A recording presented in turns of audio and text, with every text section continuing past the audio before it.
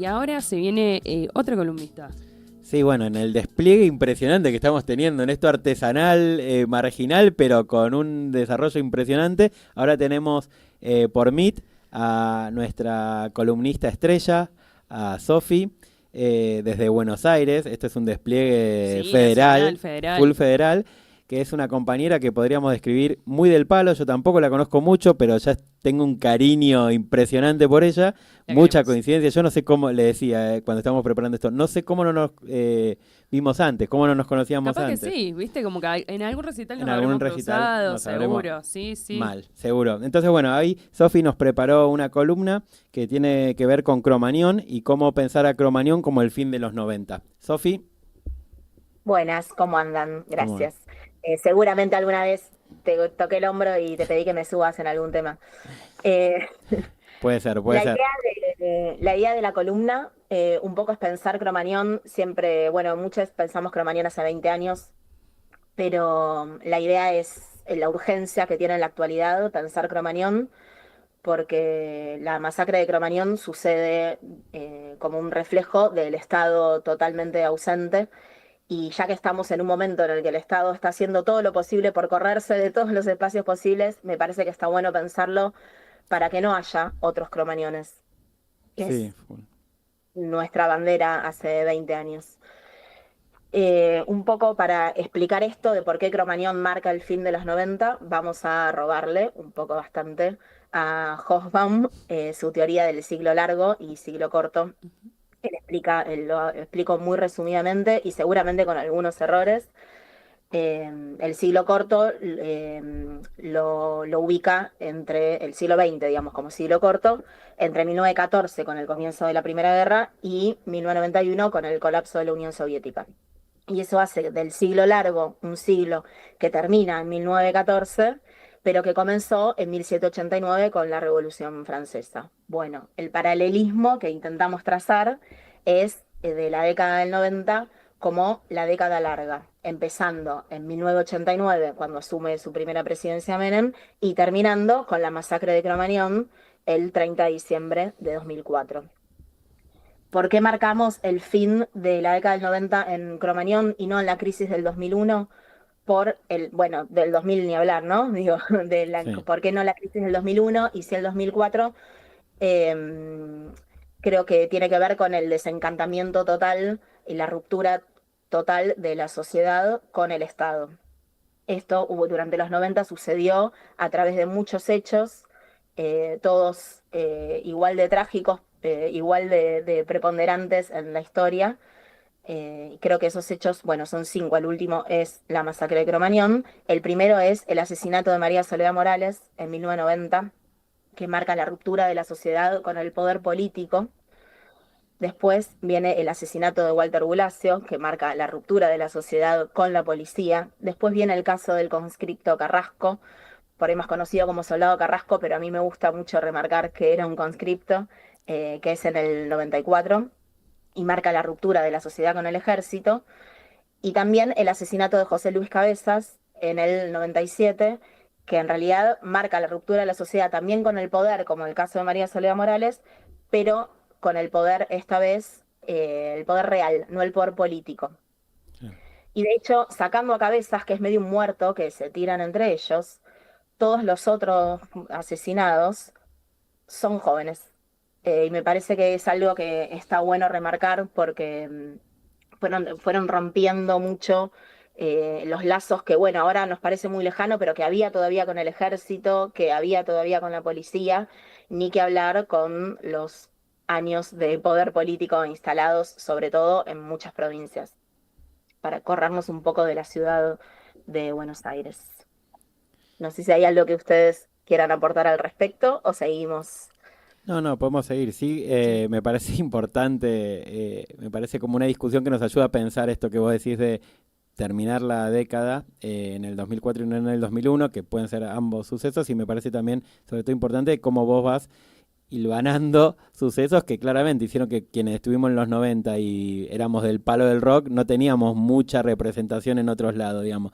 el que se vayan todos fue muy anclado en los políticos, pero también podría haber sido contra los empresarios, contra todos los sectores de poder, y claramente donde nos refugiamos para hacer trinchera y combate era en el movimiento del rock, en el movimiento ricotero. También por eso un poco hablamos al comienzo esta idea de que el rock no es solo un género musical, sino es un fenómeno cultural complejo, y en esas disputas que hay en el rock, bueno, muchos en los 90 nos ubicamos como de combate, diría el indio, en esos espacios, porque efectivamente se fue rompiendo, como vos decís, por estos sucesos, muchas relaciones, muchas representaciones con el Estado, ¿no? Con todas las partes del Estado. Sí, pensarlo Sí, como eso. un evento, digamos, clave para, bueno, ver cómo quedó esa sociedad, ¿no? Y cómo quedó esa relación con el resto de los poderes, o bueno, en este caso con el Estado, como un quiebre, digamos, ¿sí? Me parece muy interesante, así que no, te quiero seguir escuchando. No, pienso incluso que la crisis del 2001 es una demanda de la sociedad al poder político, esperando todavía que el poder político le dé una respuesta. Lo que Claro. pasa después de Cromañón es el desencantamiento absoluto, porque te das cuenta que el Estado no está presente, el Estado no te cuida. Es, bueno, lo que canta Callejeros desde el 2003, a la gente solo la ayuda a la gente. No sé si podemos escuchar un pedacito de esa canción, Fantasía o Realidad. Y a la gente, solo la ayuda a la gente. No existe más iluso que el iluso que aún espere que la mano sea la del que lo gobierne. Bueno, es justamente eso, perdón. Qué temazo, Después de la ¿no? crisis del 2001, temazo, temazo, después de la crisis del 2001, lo que se afianza es esta sensación de que a la gente solo le ayuda a la gente, y entonces aparecen las asambleas, los comedores o merenderos comunitarios, el trueque, muchas organizaciones de base, como, bueno, el poder político no está respondiendo. Vamos a ver qué podemos hacer nosotros. Y por eso un poco también resulta para mí extremadamente doloroso pensar que todos los pibes y las pibas que fueron el 30 de diciembre a Cromañón en un acto de trinchera y de resistencia y también de disfrute, que es una trinchera muy enorme que a veces nos olvidamos de poner en valor, ya le estaban exigiendo al Estado presencia a través del rock. Claro. Esa era la manera que habían encontrado muchos pibes y muchas pibas de exigirle al Estado la presencia. De la misma manera que pienso que los pibes y las pibas que fueron el 30 de diciembre a Cromañón a escuchar una banda de rock y a exigirle al Estado algo, ya sabían que estaban solos. Qué fuerte. Sí, pero sí. Sí, sí. Y también eso, como vos decís, ¿no? Explica un poco, bueno, ese acumulado, ¿no? El recorrido, la trayectoria de nuestro pueblo y de lo que somos. Explica un poco también en su recorrido lo que hoy estamos viviendo, ¿no? Y que tenga algo de espacio, algunos planteos tan delirantes y tan jodidos para la gente. Sí, la noche de Cromañón es un antes y un después, porque no tiene que ver estrictamente con las muertes, con la cantidad de muertes. Bueno, esto es una discusión que incluso hasta puede ser parecida a la discusión que se da sobre el número de desaparecidos y desaparecidas. Lo que marca un antes y un después en la sociedad de la noche de Cromañón es que el Estado te muestra la negligencia del Estado y después la impunidad del Estado con todos sus detalles. El Estado falla desde todos lados, falla desde el control, fallan los bomberos, falla el SAME, falla la justicia, todo falla. Esa noche todo falla y a la gente solo la ayuda a la gente. Bueno, ¿sabes lo que me hacía acordar mucho lo que está diciendo Sofi? En la pandemia, la idea de que el Estado te cuida y cómo eso fue quizás una oportunidad donde se podría haber reconstruido eso, Tal y cual. de hecho se reconstruyó en algún momento y después se desatendió la cuestión de la salud mental, se desatendió varios aspectos y terminamos, bueno, como profundizando eso que vos decís que en Cromañón se sintetizó de forma, bueno, tan trágica y tan lamentable. Claro, y que capaz que todas esas fallas que se fueron dando, digamos, que se pusieron en evidencia con la masacre de Cromañón, lo que venían a reflejar era toda esa estructura ya rota, de estos eventos que vos venías planteando desde antes, de otros muertos, de otras fallas, de otros desencantamientos, son nada más que el reflejo de toda esa estructura rota, ¿no? Entonces, lo vemos evidenciado una vez más, pero como con mucha más profundidad, y generan toda esta reacción, digamos, de la gente con el Estado, y termina poniendo a la gente a hacer lo que tendría que estar haciendo ese Estado, digamos, que es esta búsqueda de esto, de que solo te ayuda la gente, solamente te ayuda el que está atravesado por lo mismo que estás atravesado vos, y que está ahí, y que lo vivió, o que va a empatizar con vos. Y ese poder del Estado ya no existe, y bueno, lamentablemente sí, capaz la pandemia podría haber sido un momento como para poder volver a decir, bueno, este Estado tiene que ser responsable, tiene que poder dar respuesta a todas estas cosas. Lo dio en algunas cosas, en otras no. Y ese encantamiento, ¿vos sentís no sé, capaz, sienten que puede volver a existir, digamos? ¿Puede la gente volver a confiar en esto? Cromañón yo siento que está como muy fresco, a pesar de que pasaron 20 años, 21 se cumplen este año. Siento que es algo que está muy fresco, que no nos permite por ahí reconciliarnos. Yo creo varias cosas. Principalmente que, bueno, todos estos hechos que nombraron tienen 3 puntos en común que siguen muy vigentes, por eso están muy frescos, Sí, porque tenemos todo el tiempo la sensación de que podría pasar otro Cromañón, que son la corrupción, la impunidad y la violencia. tal cual. Y seguimos viviendo en una sociedad muy atravesada por las 3 cosas permanentemente. Y lo que dicen en relación a la pandemia, yo creo que un poco en realidad lo que pasa después de Cromañón es que, qué difícil, es que tomó mucha más preponderancia la idea de que el Estado no estaba, el Estado no nos salva, no nos cuida, no nos protege y tampoco nos da justicia una vez que suceden las cosas. Y entonces aparece un poco la idea del sálvese quien pueda. Y esa idea se terminó transformando a partir de la pandemia con me salvo yo que puedo, Tal que es cual. lo que estamos atravesando ahora. Sí, tal cual. Yo creo que, bueno, obvio que ese es un bardo, ¿no? Porque es el sálvese quien puede y también cierta expectativa, no sé con qué anclaje en la realidad de la gente, pero sí por lo menos el discurso que se intenta transformar en hegemónico de que la papa es el mercado, ¿no? Y ya sabemos que si el Estado no nos cuida y hay que reconstruirlo, recrearlo completamente, o no sé, hay que tener mil discusiones de qué hacer con cómo organizar la sociedad, sí sabemos Sí. que el Estado puede estar un poco en disputa o no, más allá de para dónde se incline, pero el mercado, bueno, es el horror absoluto. O sea, si hay algo que no va a cuidarnos, es gente que quiere acumular más riqueza, más poder y demás. O sea, me parece que, bueno, despejando la idea del mercado, hay que pensar eso, el Estado. Bueno, también en los 90, Sofi, todo esto que vos decís, también por algo se generó una suerte de cultura del aguante, ¿no? Que obviamente hay que ver, hay que ser autocríticos con nuestra cultura del aguante, pero también que era una forma de aguantar realmente Tal cual. el descuido de, bueno, el insulto, el ataque de los mercados y el descuido del Estado, ¿no? Y cómo hacíamos para vivenciar, intentar vivenciar y tener espacios, como vos decís, de placer, de disfrute, en medio de una precarización de la vida insoportable, que que pasó en los 90 y pasa hoy también.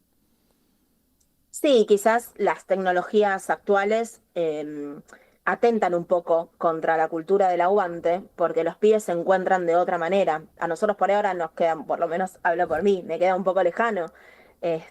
Digo, hablo de los pibes, ya yo no soy más los pibes, pero los pibes se encuentran de otra manera, que no es la manera que nos encontrábamos nosotros. El aguante era con el cuerpo, no atrás de una pantalla.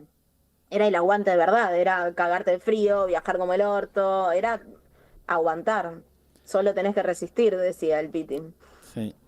Yo no sé, bueno, todo un debate, ¿no? Que ahora no vamos a alcanzar a desarrollarlo, pero que hay que ver, ¿no? Porque con este primer impacto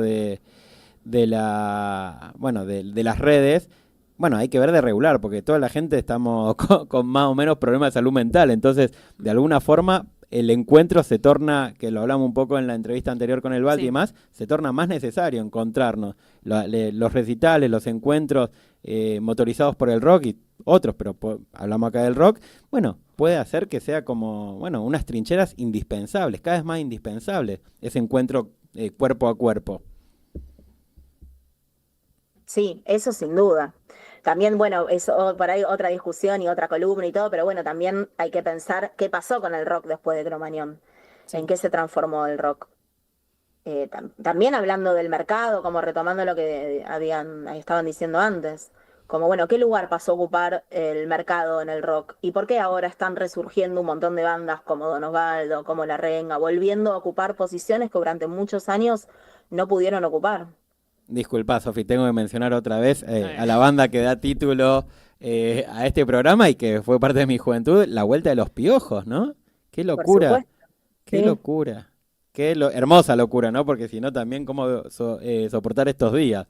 Bueno, también Sí, es la estamos viendo, zanahoria. claro, Mal. estamos viendo eso, Pero como digamos. cambió nuestro consumo del rock Sí. también, querés ir a ver a los Piojos, pero tenés que sacar la entrada 6 meses antes y la tenés que hacer una fila virtual de 12 horas y tenés que pagarla con tarjeta de crédito.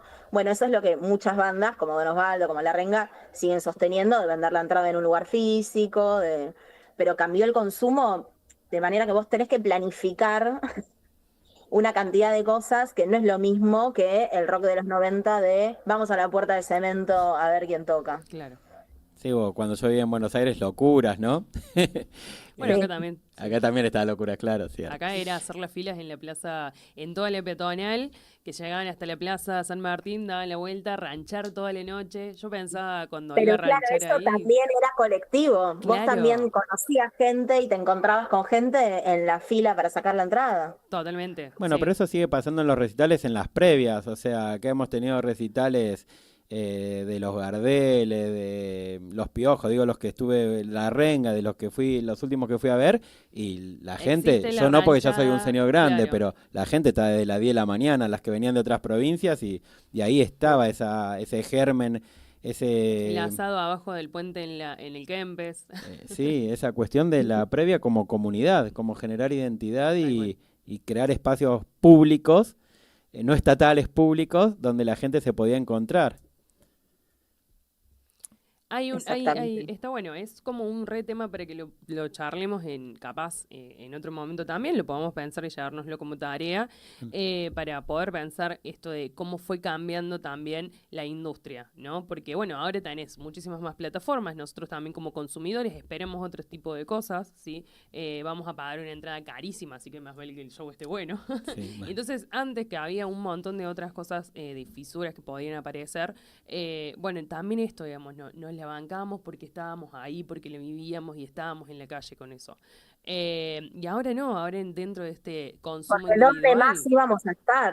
Claro, claro, sí. sí, tal cual. Che, Sofi, ¿querés ir comentar alguna cosita más para ir cerrando? También sabemos que nos va a dejar un regalito para cerrar el programa de un temón también que habla de los 90, que describe los 90 como quizás ningún otro, pero ¿querés ir cerrando con algún comentario? No, un poco creo que la idea es esta, que lo que marca el fin de la década de los 90 es la masacre de Cromañón, porque perdemos completamente la ilusión. Vuelvo a citar a Callejeros, me es imposible no citarlos, la ilusa que ve salvación. Y me gustaría pensar que tenemos herramientas ahora que eso ya lo tuvimos que atravesar para que no vuelva a suceder. Y me gustó elegir la canción de regalo, que me parece que pinta mucho la década del 90, también pensando en que no sea una canción de Callejeros, porque Cromañón, si bien le sucedió a Callejeros y ellos pagaron un costo altísimo por eso, Cromañón nos sucedió a todos. Bien. Entonces, ¿Querés creo que decir está que bueno correrse un poquito a veces de esa idea. 100%? Bueno, y gracias también por traernos esta reflexión que para mí, bueno, es indispensable, ¿no? Como vos decís, los 90, Cromañón y cuánto eso hoy nos impacta, o sea, y la importancia de pensar motorizados por el rock, bueno, de pensar, que no es tan común en Tal esta cual. época donde parece que todas las conversas son para domar a alguien y para joderle la vida al otro y bueno, me parece que es importante encontrarnos, que esto sea una excusa también, buenos tiempos para encontrarnos y escuchar, por ejemplo, voces como la tuya que nos hacen pensar. Así que si querés compartirnos cuál es el tema con el que nos despedimos. El tema es la birra de Los Redondos. Hermoso. Muchas gracias, Sofi. Gracias, Sofi. Gracias a ustedes.